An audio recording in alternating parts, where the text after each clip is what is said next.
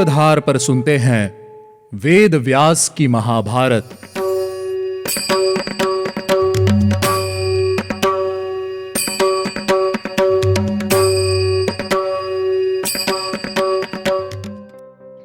नगर में भ्रमण करते हुए अर्जुन की नजर चित्रांगदा पर पड़ी और उसे देखते ही अर्जुन के मन में उसे प्राप्त करने की इच्छा जागृत हुई। हेलो लिसनर्स, स्वागत है आपका वेद व्यास की महाभारत के सीजन 4 के एपिसोड 10 में। मैं हूं आपके साथ आपकी सूत्रधार मान्या शर्मा। वेद व्यास की महाभारत में आप सुनते हैं गीता प्रेस गोरखपुर द्वारा प्रकाशित महाभारत कथा। आज के इस एपिसोड में हम सुनेंगे चित्रांगदा की कथा। आखिर चित्रांगदा कौन है, ये जानने के लिए आपको ये एपिसोड अंत तक सुनना होगा। एपिसोड को शुरू करने से पहले हम लेंगे एक छोटा सा रिकैप। पिछले एपिसोड में हमने अर्जुन के वनवास की कथा सुनी। ब्राह्मण के गोधन की रक्षा करने के लिए अर्जुन को एकांत में बैठे हुए युधिष्ठिर और द्रौपदी के कक्ष में प्रवेश करना पड़ा और नियम अनुसार अर्जुन 12 वर्ष के ब्रह्मचर्य वनवास के लिए राजमहल त्याग कर ब्राह्मणों, तपस्वियों और कई और लोगों के साथ वन की ओर चले गए। चलते चलते वे हरिद्वार आ पहुँचे, जहाँ उनकी भेंट नागराज कन्या उल्लूपी से हुई। उल्लूपी एक नाग कन्या थी जो अर्जुन को देखकर कामदेव से मोहित हो गई थी। उल्लूपी ने अर्जुन से कहा कि अगर अर्जुन ने उसे स्वीकार नहीं किया तो वह अपने प्राण त्याग देगी। अर्जुन ने धर्म को साक्षी रखकर उल्लूपी के साथ समागम किया और उन्हें एक पुत्र की प्राप्ति भी हुई, जिसका नाम ईरावन रखा गया। अब अर्जुन नागलोक से वापस लौट आए हैं और आगे की यात्रा आरंभ करने वाले हैं। चलिए अर्जुन की इस यात्रा में हम भी उनके साथ चलते हैं। अब हम आ पहुँचे हैं हरिद्वार में, जहाँ अर्जुन रात की सारी घटना ब्राह्मणों को बता रहे हैं। सारी घटना ब्राह्मणों को बताने के बाद अर्जुन अब हिमालय की ओर जा रहे हैं। मार्ग में उन्हें अगस्त्यवट, वशिष्ठ पर्वत और भृगुतुंग के दर्शन हुए। अर्जुन ने मार्ग में ब्राह्मणों को कई हजार गायें दान की और लोगों के रहने के लिए घर और आश्रम भी बनाए। फिर हिरण्यबिंदु तीर्थ में स्नान करके अर्जुन अनेक पवित्र स्थानों के दर्शन करने के लिए चल पड़े। अब अर्जुन हिमालय के नीचे आ गए हैं और पूर्व दिशा की ओर यात्रा कर रहे हैं, जहां उन्हें अनेक तीर्थ दिखे। नौमिषारण्य तीर्थ में उन्होंने उत्पलिनी नदी, नंदा, अपरनंदा, कोसी, महानदी, गया नदी और गंगा जी के भी दर्शन किए। इसके बाद अर्जुन ने अंग, वंग और कलिंग में जितने भी पवित्र तीर्थ और मंदिर थे उन सभी के दर्शन किए। हर तीर्थ पर उन्होंने धन का दान किया। अब अर्जुन कलिंग राष्ट्र के द्वार पर आ पहुँचे हैं।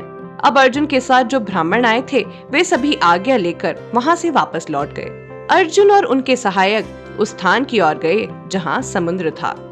इसी प्रकार तीर्थ स्थलों और मंदिरों के दर्शन करते हुए अर्जुन मणिपुर आ पहुँचे। मणिपुर के स्वामी हैं चित्रवाहन, जिनकी एक सुंदर कन्या है जिसका नाम है चित्रांगदा। नगर में भ्रमण करते हुए अर्जुन की नजर चित्रांगदा पर पड़ी और उसे देखते ही अर्जुन के मन में उसे प्राप्त करने की इच्छा जागृत हुई। जिसके पश्चात अर्जुन उस नगर के राजा से मिलने के लिए गए और इस प्रकार बोले, महाराज, मैं आपकी पुत्री से विवाह करना चाहता हूँ। कृपया मुझे अपनी पुत्री का दान दीजिए। यह सुनकर राजा ने पूछा, आप किसके पुत्र हैं और आपका क्या नाम है? अर्जुन ने उत्तर देते हुए कहा, मैं महाराज पांडु तथा कुंती देवी का पुत्र अर्जुन हूँ। उनका परिचय पाने के बाद राजा ने कहा, अर्जुन, इस कुल में पहले प्रभंजन नाम से प्रसिद्ध एक राजा हुआ करते थे। उनका कोई पुत्र नहीं था। उन्होंने पुत्र की इच्छा से तपस्या प्रारंभ की और उनकी उस उग्र तपस्या से पिनाकरधारी देवाधिदेव महेश्वर को संतुष्ट कर लिया। तब देव देवेश्वर भगवान उमापति उन्हें वरदान देते हुए बोले, तुम्हारे कुल में एक एक संतान होती जाएगी। इस कारण हमारे इस कुल में सदा से एक एक संतान ही होती चली आई है और अन्य सभी पूर्वजों के तो पुत्र होते आए हैं, परंतु मेरी यह एक कन्या ही हुई है। यही इस कुल की परंपरा को चलाने वाली है। मैं इसे अपने पुत्र के समान ही मानता हूँ। यह पुत्री है तो भी हेतु विधि से, अर्थात इससे जो प्रथम पुत्र होगा वह मेरा ही पुत्र माना जाएगा। इसी कारण से मैंने इसे पुत्र की संज्ञा दे रखी है। अर्जुन, तुम्हारे द्वारा इसके गर्भ में से जो एक पुत्र उत्पन्न हो वह यहाँ रहकर इस कुल परंपरा का उत्तराधिकारी होगा। अगर आप मेरी पुत्री से विवाह करना चाहते हैं तो इस विवाह की यही शर्त है। अर्जुन ने तथास्तु कहकर कन्या का पाणी ग्रहण करके उन्होंने 3 वर्षों तक उसके साथ उसी नगर में निवास किया। उसके गर्भ से पुत्र उत्पन्न हो जाने पर उस सुंदरी को हृदय से लगाकर अर्जुन ने विदा ली और राजा चित्रवाहन से आज्ञा लेकर अर्जुन दोबारा तीर्थ भ्रमण करने के लिए निकल पड़े। अब अर्जुन दक्षिण की ओर समुद्र के तट पर तपस्वियों से सुशोभित परम पुण्यमय तीर्थ में गए। वहां उन दिनों तपस्वी लोग 5 तीर्थों को छोड़ देते थे। ये वही तीर्थ थे जहां पूर्व काल में बहुत तपस्वी जाया करते थे। चलिए अब मैं आपको उन तीर्थों के नाम बताती हूँ। अगस्त्य तीर्थ, सौभद्र तीर्थ, परम पावन पौलोम तीर्थ, कारंधम तीर्थ और भारद्वाज तीर्थ। अर्जुन ने 5 तीर्थों के दर्शन किए। अर्जुन ने देखा कि वे सभी तीर्थ एकांत में हैं, लेकिन तब भी कोई ऋषि मुनि उन तीर्थों पर दर्शन करने के लिए जा ही नहीं रहे हैं। इसका उत्तर जानने की जिज्ञासा से अर्जुन ने उन ऋषियों से पूछा, ऋषिगण, आप सभी ने इन तीर्थों का परित्याग क्यों कर दिया है? तपस्वियों ने उत्तर देते हुए कहा, कुरुनंदन, उन तीर्थों में 5 ग्रह अर्थात घड़ियाल रहते हैं जो ऋषियों को जल के भीतर खींच लेते हैं और इसी कारण सबने उन तीर्थों का त्याग कर दिया है। ये सभी बातें जानने के बाद अर्जुन ने उन तीर्थों पर जाने का निश्चय कर लिया और वे सबसे पहले सौभद्र तीर्थ गए और जल में स्नान करने लगे।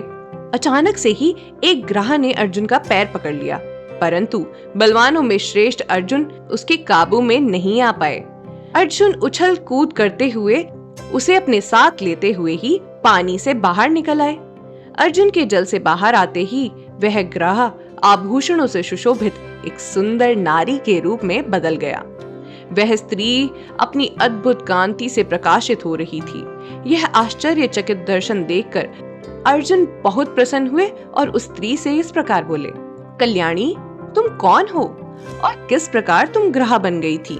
क्या तुमने अपने पूर्व जन्म में कोई बड़ा पाप किया था जिस कारण इस जन्म में तुम्हारी ऐसी दुर्गति हुई है? उस स्त्री ने उत्तर देते हुए कहा, महाबाहु, मैं नंदन वन में विहार करने वाली एक अप्सरा हूँ। मेरा नाम वर्गा है। मैं कुबेर की नित्य प्रेयसी रही हूँ। मेरी 4 और सखियां भी हैं। वे सब अपनी इच्छा अनुसार विचरने वाली सुंदर स्त्रियां हैं। उन सबके साथ एक बार मैं कुबेर के घर जा रही थी। मार्ग में हमें एक ब्राह्मण मिले जो उत्तम व्रत का पालन करने वाले थे। वे बड़े रूपवान थे और अकेले रहकर स्वयं ही वेदों का अध्ययन करने वाले थे। उनकी तपस्या से वह पूरा वन तेज से भर गया था। ऐसा प्रतीत होता था मानो वे सूर्य के समान उस पूरे वन को प्रकाशित कर रहे हों। उनके उस रूप और तेज से मोहित होकर हम सभी उन पर मोहित हो गई और उनकी तपस्या में विघ्न डालने के निश्चय से हम भी उसी स्थान पर चली गई जहां वे तपस्वी तपस्या कर रहे थे। मैं, सौरभई, तमीची, बुदबुदा और लता, हम 5 उन ब्राह्मण के पास गई और उन्हें लुभाती हुई हंसने और गाने लगी। उन्होंने अपने मन में धैर्य रखा और वे अपनी तपस्या में लीन रहे, लेकिन हम तब भी उन्हें लुभाने की कोशिश कर रही थी, जिससे कुपित होकर उन्होंने हमें शाप दे दिया। शंत समाह अर्थात तुम सभी अप्सरा 100 वर्ष तक ग्रह बनकर जल में रहोगी। ब्राह्मण का शाप सुनकर वर्गा को बहुत दुख हुआ और दुखी मन से वह ब्राह्मण से बोली, हमें क्षमा कर दीजिए। हम रूप, यौवन और काम से उन्मत्त हो गई थी। इसी कारण हमने यह अनुचित कार्य कर दिया। हमसे बहुत बड़ी भूल हो गई है ब्राह्मण, जो हम आपकी तपस्या को भंग करने के लिए यहाँ आ गए।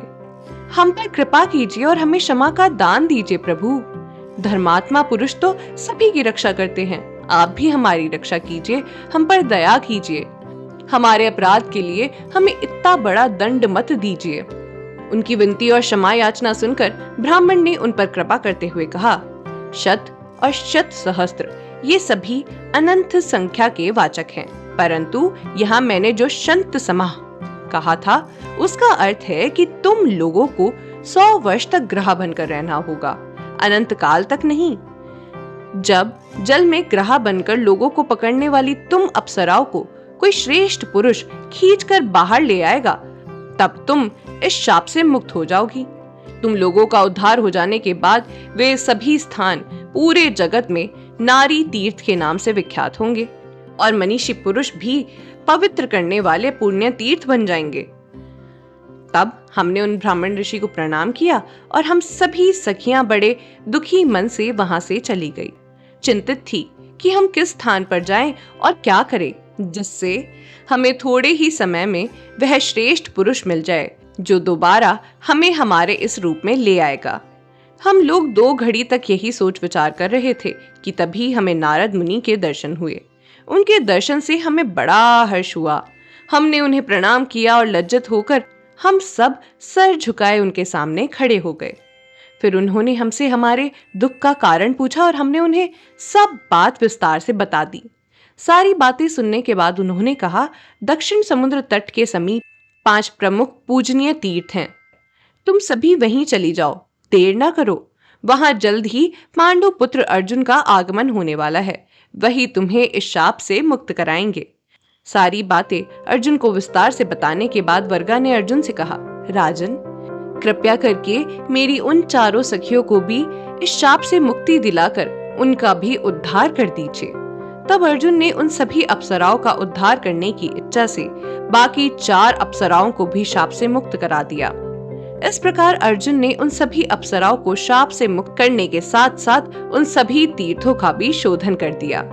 अब वे अप्सराएं वापस अपने स्थान पर लौट गई और अर्जुन चित्रांगदा से मिलने के लिए दोबारा मणिपुर चले गए। आज के एपिसोड में बस इतना ही। अगले एपिसोड में अर्जुन मिलने वाले हैं श्री कृष्ण से। उम्मीद है आपको हमारा यह एपिसोड पसंद आया होगा। अगर आप इस एपिसोड से रिलेटेड कोई भी सवाल पूछना चाहते हैं तो हमारे social media platform Twitter, Facebook, Instagram पर हमसे संपर्क कर सकते हैं। हमारा सोशल मीडिया हैंडल है माय सूत्रधार। साथ ही साथ ऐसी ही अनेक रोचक पौराणिक कथाओं के वीडियो देखने के लिए आप डाउनलोड कर सकते हैं हमारी सूत्रधार ऐप। हमारी ऐप एंड्रॉइड और iOS दोनों यूजर्स के लिए उपलब्ध है। यहाँ आपको हर एक कहानी सुंदर चित्रण और सटीक फैक्ट्स के साथ मिलेगी।